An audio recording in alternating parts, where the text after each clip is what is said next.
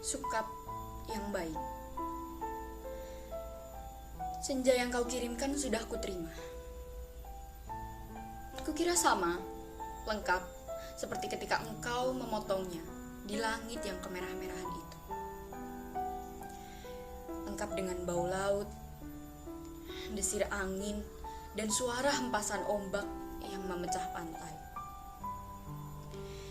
Ada juga kepak burung-burung, lambaian pohon-pohon nyiur dalam kekelaman. Sementara di kejauhan, perahu layar merayapi cakrawala dan melintasi matahari yang sedang terbenam. Aku pun tahu, Sukap, senja yang paling keemas-emasan sekalipun hanya akan berakhir dalam keremangan menyedihkan. Ketika segala makhluk dan benda menjadi siluet, lantas menyatu dalam kegelapan. Kita sama-sama tahu, keindahan senja itu kepastiannya untuk selesai dan menjadi malam dengan kejam. Manusia memburu senja kemana-mana. Tapi dunia ini fana, Sukap. Seperti senja. Kehidupan mungkin saja memancarkan gilang gemilang, tetapi ia berubah dengan pasti. Waktu mengubah segalanya tanpa sisa, menjadi kehitaman yang membentang sepanjang pantai.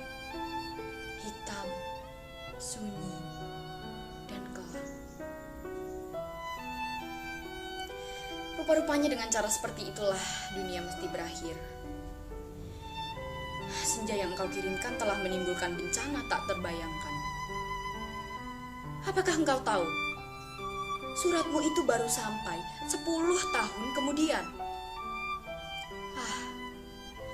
Engkau tidak akan tahu, Sukap. Seperti juga engkau tidak akan pernah tahu apa yang terjadi dengan senja sialan yang kau kirim ini. Senja paling sialan dalam hidupku, Sukap. Senja sialan yang paling tidak mungkin diharapkan manusia. Senja ini baru tiba setelah 10 tahun. Karena tukang pos yang jahil itu rupanya penasaran dengan cahaya merah keemas-emasan yang memancar dari amplop itu, Sukap. Cahaya itu telah mengganggunya semenjak ia menggenjot sepeda dari kantor pos. Berkilau-kilau dan memancar di tas surat yang tergantung di boncengan sepeda. Begitu rupa sehingga cuaca siang hari menjadi kacau. Angin menderu dan ombak terdengar menghempas-hempas. Meskipun ia bersepeda mendaki Bukit Kapur. Demikianlah, maka ia suatu ketika berhenti. Dari dalam tas itu terdengar suara-suara. Ia buka tas itu dan ia melihat amplop Federal Express yang sudah tidak putih lagi melainkan merah keemas-emasan, Sukap. Seperti senja dengan matahari terbenam di balik cakrawala, tukang pos itu mengambil amplop tersebut. Menimang-nimangnya agak berat juga. Maklumlah, bukankah amplop itu berisi senja, Sukap? Senja dengan matahari merah membara yang turun perlahan-lahan di balik cakrawala. Seperti semua senja yang ada di balik kartu pos. Tapi yang kamu kirim itu bukan kartu pos, Sukap. Yang kau kirim itu senja di tepi pantai dengan hempasan ombak, bau laut, dan angin yang asin. Kamu pikir berapa ton beratnya pasir di sepanjang pantai itu, Sukap? Kira-kira sedikit dong. Masih lumayan tukang pos itu kuat menggenjot sepedanya mendaki Bukit Kapur. Buset. Kalau anak-anak kecil tahu ada matahari terbenam di dalam amplop itu, lantas bagaimana? Kau tahulah, Sukap, anak-anak di daerah Bukit Kapur begini tidak punya mainan yang aneh-aneh seperti di kota. Mereka hanya tahu kambing dan kerbau, ikan dan belut, sungai dan jagung. Nasi saja jarang mereka sentuh. Anak-anak yang tidak pernah tahu mainan robot berjalan dengan cahaya di dadanya berkedip-kedip pasti akan penasaran sekali dengan cahaya senja yang memancar berkilauan. Berkilauan merah dan keemas-emasan itu, Sukap. Mereka tidak pernah melihatnya, Sukap. Karena tukang pos itulah yang telah mendahului mereka. Ia menimang-nimang bungkusan berisi senja itu, mendengar-dengarkan dan akhirnya mengintip. Tentu saja di dalam amplop itu dilihatnya senja, Sukap. Senja terindah yang paling mungkin berlangsung di muka bumi. Ia mengintip dan terpesona. Ia buka amplop itu. Sebetulnya menurut kode etik profesi itu tidak boleh. Tapi manusia manapun bisa melakukan kesalahan, bukan? Ia buka terus amplop itu dan melihat senja dengan langit merah keemas-emasan di dalam sana. Dan melihat mega-mega berpencar seperti perahu di danau, memberikan perasaan nyaman dan tenang. Siapa yang tidak suka merasa nyaman dan tenang di dunia, Sukap? Di sebuah dunia yang miskin, masih bersimbah darah pula. Maka jangan salahkan tukang pos itu, Sukap. Jika ia kemudian menjadi begitu penasaran dan memasuki senja yang terbentang. Tidak ada yang tahu apa nasib waktu ketika anak-anak akhirnya berkerumun di sekitar sepeda yang tergeletak itu. Mereka hanya melihat cahaya senja yang kemerah-merahan, yang semburat membakar langit. Amplop itu hanya bocor sedikit, tapi akibatnya sudah begitu rupa. Ini semua gara-gara kamu, Sukap. Sukap yang malang, bodoh, dan tidak pakai otak. 10 tahun lamanya tukang pos itu mengembara di dalam amplop. Kita tidak pernah tahu apa yang dilakukannya di sana. Apakah dia kawin, beranak pinak, dan berbahagia, atau selama itu dia hanya duduk saja memandang matahari terbenam dengan perasaan kehilangan. Sementara langit yang tadinya merah keemas-emasan perlahan-lahan menggelap kebiru-biruan. Aku juga tidak tahu bagaimana caranya menikmati senja di dalam amplop, Sukap. Sebuah ruang yang sungguh-sungguh terdiri dari waktu. Apakah waktu bisa diulang? Atau bagaimana? Aku belum pernah memasuki senja di dalam amplop. Atau apakah di dunia ini sebetulnya seperti di dalam amplop ya, Sukap? Di mana kita tidak tahu apa yang berada di luar diri kita. Di mana kita merasa hidup dengan makna, padahal yang menonton kita tertawa-tawa sambil berkata, "Ah, kasihan betul manusia." Apakah begitu, Sukap? Kamu yang suka berhayal barangkali tahu. Tapi aku tidak mau hayalan. Aku tidak mau kira-kira. Meskipun usaha kira-kira itu begitu canggihnya sehingga disebut ilmiah, aku mau tahu yang sebenarnya. Apakah ada yang menyaksikan kita sambil tertawa-tawa? Kalau iya, apalah artinya hidup kita ini, Sukap? Tidakkah nasib manusia memang seperti ikan yang diternakan hanya untuk mengisi akuarium di ruang tamu seseorang, yang barangkali juga tidak terlalu peduli kepada makna kehidupan ikan-ikan itu?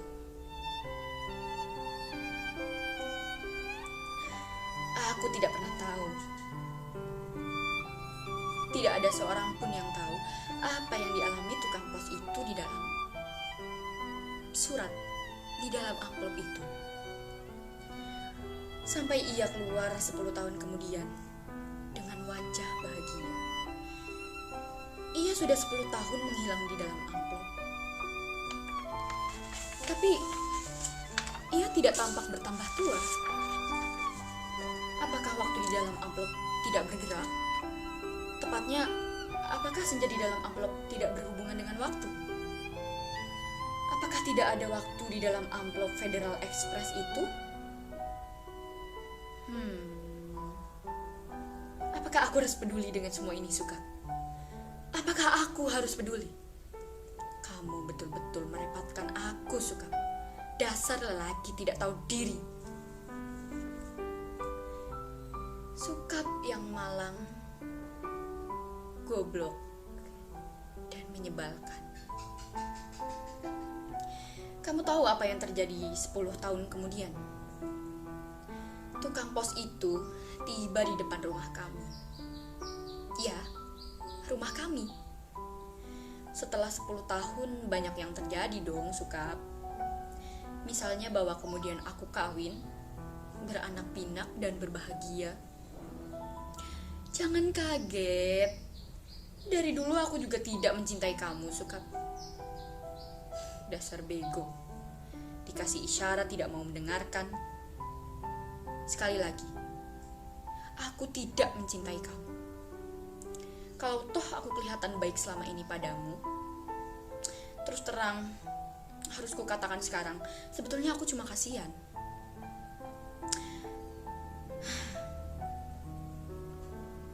Terus terang aku kasihan sama kamu, Suka.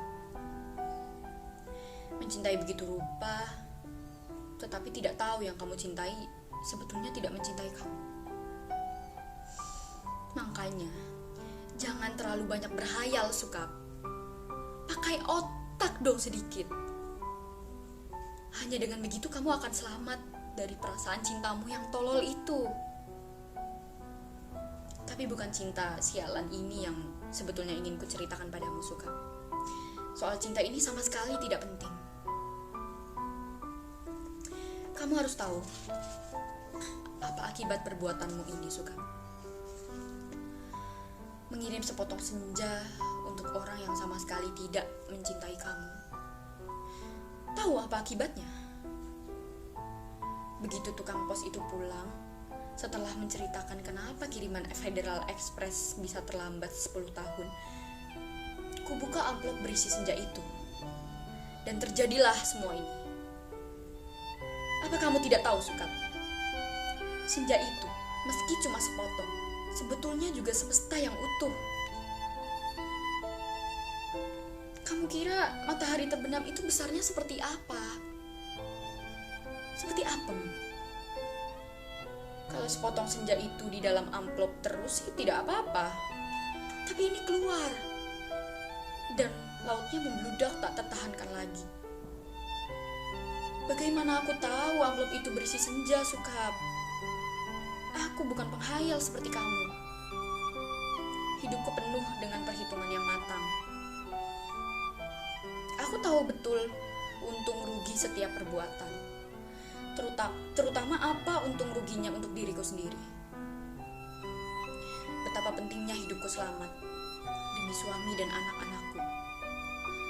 Pura-puranya aku ini juga perempuan yang setia. Itu pula sebabnya, sebelum maupun sesudah kawin, aku tidak sudi berhubungan dengan kamu, Suka. Lagi pula aku tidak mencintai kamu. Mau apa? Tapi kamulah yang tidak tahu diri. Mengirim senja tanpa kira-kira. Dunia ini jadi berantakan, tahu? Berantakan dan hancur lebur tiada terkira. Setelah amplop itu kubuka dan senja itu keluar, matahari yang terbenam dari senja dalam amplop itu berbenturan dengan matahari yang sudah ada. Langit yang biru bercampur aduk dengan langit yang kemerah-merahan, yang terus-menerus berkeredap, menyilaukan karena cahaya keemas-emasan yang menjadi semburat tak beraturan. Senja yang seperti potongan kue menggeletak, pantai terhampar seperti permadani di atas bukit kapur, lautnya terhampas langsung membanjiri bumi dan menghancurkan segala-galanya. Bisakah kau bayangkan, Suka? Bagaimana orang tidak panik dengan gelombang raksasa yang tidak datang dari pantai tapi dari atas bukit? Air bah membanjiri bumi seperti zaman Nabi Nuh. Dunia menjadi gempar. Tidak semua perahu yang ada cukup untuk seluruh umat manusia, kan? Lagi pula, sampai kapan kapal dan perahu itu bisa bertahan. Tiada satu kota pun yang selamat. Lautan dari senjamu yang membuat langit merah membara itu menghempas dan membanjiri bumi dengan cepat sekali. Gedung-gedung pencakar langit di setiap kota besar di seluruh dunia, gunung-gunung tertinggi di muka bumi, semuanya terendam air. Sukap, bumi ini sekarang sudah terendam air. Di mana-mana air dan langit senja tak kunjung berubah menjadi malam. Segalanya kacau, Sukap, gara-gara cintamu yang tak tahu diri. Sukap yang malang, paling malang, dan akan selalu malang. Aku menulis surat ini dengan kertas dan pena terakhir di dunia. Di atas puncak Himalaya, di depanku ada sebuah sampan kecil dengan sepasang dayung dan sebungkus supermi. Itulah makanan terakhir di muka bumi. Sisa manusia yang menjadi pengembara lautan di atas kapal dan perahu telah mati semua karena kehabisan bahan makanan maupun mayat teman-temannya sendiri. Manusia memang banyak akal, tapi menghadapi senja dari amplop itu tidak ada jalan keluar. Banyak orang mempertanyakan diriku.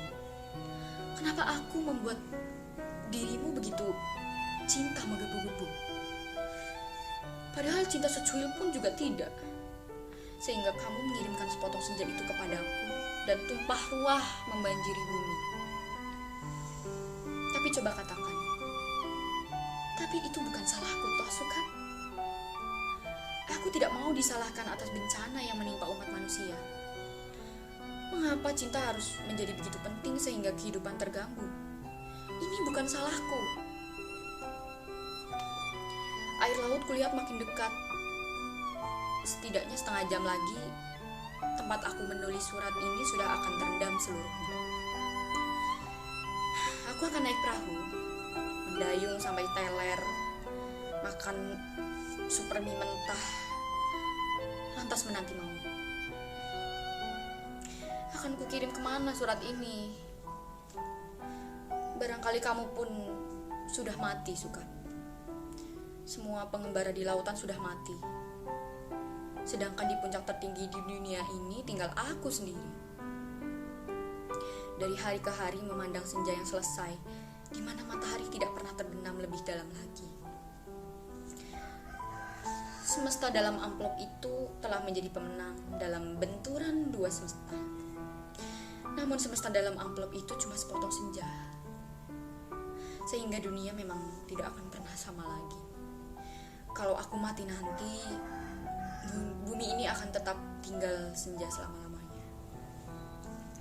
Dengan matahari terbenam separuh yang tidak pernah turun lagi. Langit merah selama-lamanya. Lautan jingga selama-lamanya. Tetapi tiada seorang manusia pun memandangnya. Segenap burung sudah punah karena kelelahan terbang tanpa henti.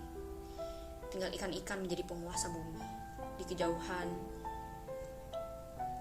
kulihat ikan paus merah yang menjerit dengan sedih. Sukap, aku akan mengakhiri surat ini. Akan kulipat menjadi perahu kertas dan kulayarkan ke laut lepas. Bukan tidak mungkin surat ini akan terbaca juga, entah bagaimana caranya.